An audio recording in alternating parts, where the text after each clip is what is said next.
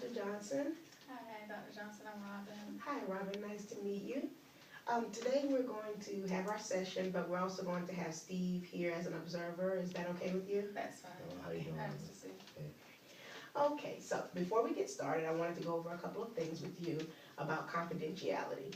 Everything that we discuss in this session will be between you and I. However, there are a couple of circumstances where I may have to share that information. One, if you threaten to harm yourself or someone else, I will need to let the appropriate authorities know. If I suspect neglect of a child or an elderly person or a disabled person, I will need to let someone know. If you decide that you would like to sue me for any reason, I can disclose some of the information that we've discussed in these sessions. And then lastly, if the courts order me to provide any information, I will be required to do so as well.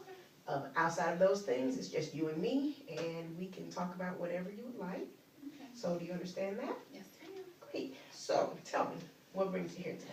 I just want to talk about a disappointment in my life. Okay. When my grandfather died, okay, let me just tell you. Okay. My grandfather, he was my father. Okay.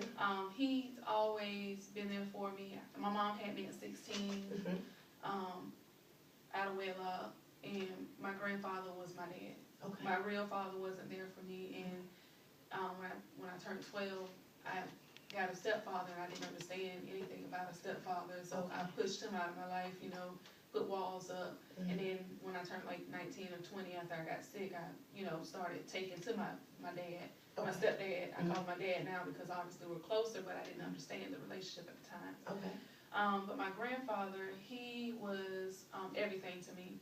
And recently, January 2011, January 30th to be exact, I lost him. Okay. And that was after my 25th birthday. My birthday was January 8th. And I thought that was neat that he waited. They say that, once you get 24, you offer your parents, financial aid, that kind of stuff. You become an adult. They can't claim you anymore, that kind of stuff. So I think that was neat that he waited until 25 to, kind of leave, go ahead and leave or pass away. But I just think that was one of my biggest disappointments, just losing my grandfather. And I just don't know, I'm still sad about it. I'm just now getting to the point where I don't cry talking about it. Okay. But I just want to know, like, is it something wrong with me because I'm grieving so long? Okay. So just to make sure I understand, you and your grandfather were very close. Your mom had you at a young age, and so he stepped in as a father figure. Right. Your mom had you at 16, so he stepped in as a father figure, and you guys were very close. Right. And then you lost him about a year or so ago, and you're still feeling some of the grieving from that. But you've progressed beyond crying when you talk about it, but you still feel some of that. Is that about right? Okay. And you asked the question, is that strange or weird that you still have those grieving emotions? And the answer to that question is no. There is no time limit on anyone's grieving for a lost one, but you can keep in mind that the intensity of that grieving wanes over time. And so, like you said, you don't cry anymore when you talk about him, but you still feel the hurt and the pain from losing a loved one. So, no, don't feel bad, don't feel strange. You guys had a great, close relationship, so you'll always feel like you miss him, that loss, because he's no longer in your life. But you mentioned that you got a stepdad. Your mom married when you were 12, is that correct? Yes. Okay, and so at first you guys weren't close, but now you and your stepdad are a lot closer. What you mentioned something about being sick. Yeah. Do you want to share a little about that? Well, I just took sick. I had this very, very, very like a mental breakdown, and I just totally lost it. And to regain like all my, I guess, my thoughts and feelings and everything back, motor skills and all that stuff back. And at the time, I didn't like him, but then I told the Lord, Lord, if you let me get back to where, how we promised the Lord things, if if you let me get back to being normal, what I thought was normal, or functioning normally, then I'll be nice to everybody. And so that's what happened. I called him from the hospital. I said, Dad, and he just started crying because I had been so mean to him. I would make him cry. Grown man, I would make him cry. I was just so mean. But do you you say you were mean to him? Tell me a little bit more about that. What you mentioned before also that you didn't understand what a stepdad was. Do you feel that you were mean to him because you thought maybe he was trying to take the place of your grandfather at the time, who you were really close with? I thought he was trying to take my mom away from me. Oh, okay. Yeah. Okay. So he wanted to change rules and all that kind of stuff and curfews and stuff. Who does that? Like I didn't know anything about a curfew. Like I came home when I felt like it. My mom let me do that, so that's what I was accustomed to. So adjustment to right. new. Okay, and you know at that age 12, that's that kind of preteen kind of trying to figure out who I am stage. Yeah. So that can be a little tough. So okay, but what did you do after calling him and saying Dad and he cried? How did you continue to build that relationship? We did everything together.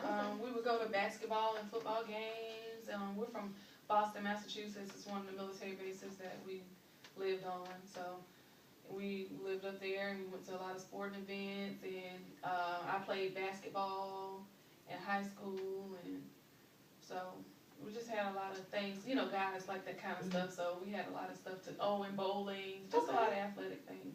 Okay, so a lot of things that you guys can do together and really connect and bond. Yeah. Are you close with your mom? Oh, very. Okay. Very.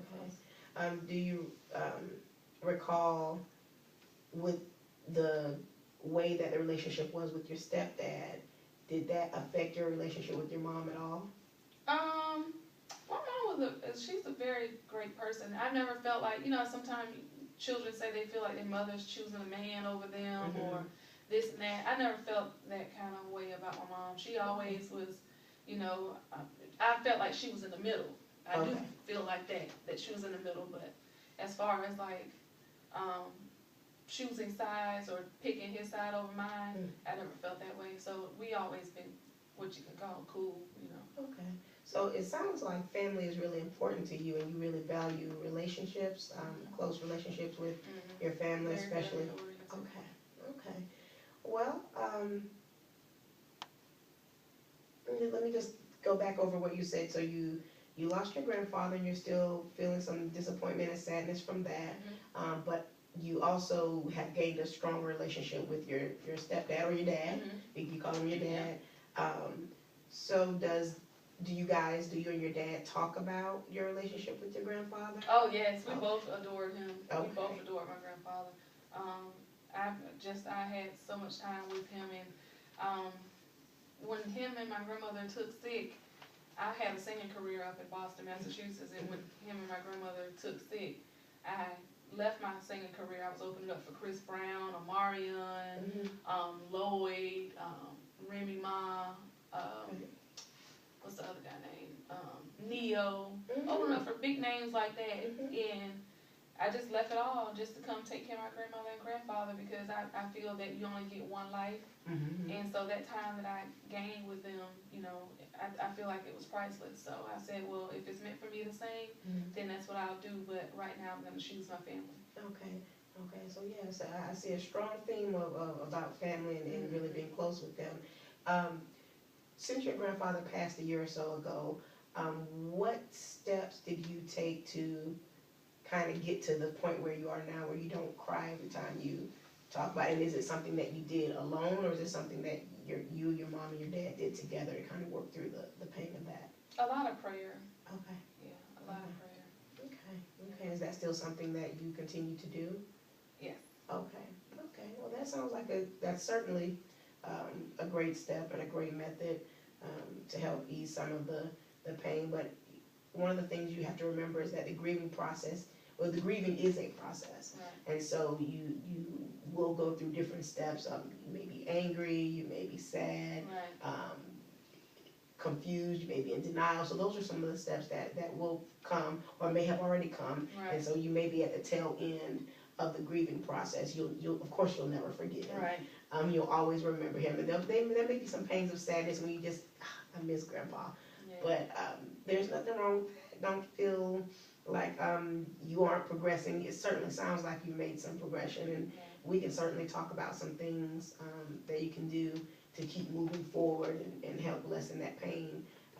But I think the close relationship you have with your family is really gonna be key to, and of course the prayer.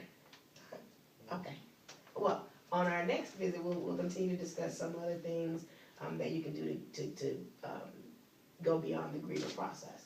Okay? All right. Thank you. Glad to have you. All right. That was great. I'm so thirsty and hungry.